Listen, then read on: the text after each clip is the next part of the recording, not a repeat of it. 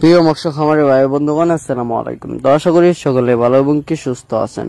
তো বরাবরের মতো আপনাদের মাঝে আবার একটি নতুন ভিডিও নিয়ে হাজির হলাম। তো আপনারা ভিডিওর স্ক্রিনে যে মাছগুলো লক্ষ্য করতে পারছেন, এগুলো লগে 2025 সালের নতুন বছরের নতুন পোনা।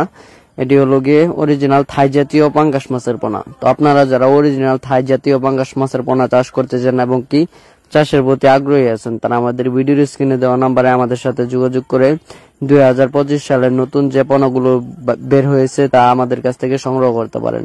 আমাদের কাছে রয়েছে দেশি ও বিদেশি নানান জাতীয় মাছের রেণু পোনা, যেমন দেশি শিং, দেশি মাগুর, ভিয়েতনামি শোল, ভিয়েতনামি কই, অরিজিনাল টাইগার জাতীয় মনোসেক্স তেলাপিয়া, আয়ের, বোয়াল, চিতল সহ সাদা কার্প জাতীয় মাছের রেণু পোনা।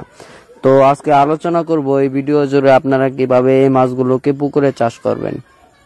আমরা জানি সাধারণত পাঙ্গাস মাছ যে কোনো জলাশয় এবং কি যে কোনো পুকুরে চাষ করা যায়, কিন্তু আপনারা যদি কিছুটা রোদের আলোতে পুকুরটা থাকে ওই পুকুরে যদি চাষ করেন তাহলে এই মাছ চাষ করে 100% সফলতা আয় করতে পারবেন।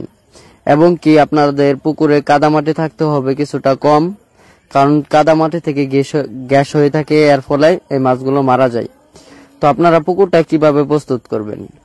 তো পুকুরটা প্রস্তুত করার নিয়ম হলো পুকুরটা শুকিয়ে পুকুরের তলস্থলে রোদ লাগাইয়া তারপর আপনাদের পুকুরের যত ময়লা আবর্জনা রয়েছে ওইগুলো পরিষ্কার করে নিতে হবে। এবং কি পুকুরে সার দিয়ে, যেরকম রয়েছে টিএসপি সার, মাটিয়া সার, আর বিভিন্ন ধরনের সার রয়েছে, তা দিয়ে তারপর পানি দিয়ে সমিতন দিয়ে তারপর আপনারা এই মাছটা পুকুরেতে চাষ করতে পারেন। এই মাছ চাষ করে ভালো একটা মুনাফা আয় করা যায় এবং কি অনেক চাষি ভাইরা এই মাছ চাষ করে ভালো একটা মুনাফা আয় করতে পেরেছেন।